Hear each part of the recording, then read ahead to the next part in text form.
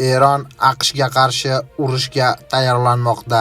Eron rasmiysining xabar berishicha, Eronga qilingan har qanday hujum to'liq urush sifatida ko'riladi. Eron armiyasi urushga yuqori darajada tayyor turibdi va eng yomon ssenariyga ham tayyorgarlik ko'rmoqda. Avvalroq Eronda fuqarolar qo'zg'oloni paytida ham AQSh Eronga zarba berishni iddao qilgan edi. O'sha paytda Eron rasmiylari AQSh tomonidan qilingan har qanday hujum uchun Isroil juda katta badal to'lashini ma'lum qilgan edi. Eronning bunday tahdidli so'zlaridan so'ng Isroil bosh vaziri Benyamin Netanyahu Donald Trampga telefon qilib, hujumni kechiktirib turish haqida so'ragan edi. Mana oradan 10 kun o'tdiki, Eron va Isroil bir-biriga qarshi jangga tayyor ekanligini ma'lum qilmoqda. Agar Eron va AQSh o'rtasida to'qnashuv yuzaga kelsa, Fors ko'rfazi mintaqasida juda katta muammolar bo'lishi mumkin. Erondagi bunday tahlikaviy vaziyatdan so'ng bir qator Yevropa davlatlari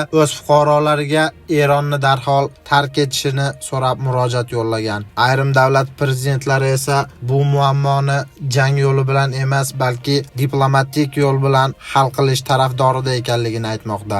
Shu ayrim davlat prezidentlari fikriga qo'shilgan holda biz ham ikki davlat o'z muammolarini diplomatik yo'l bilan hal qilishini xohlaymiz.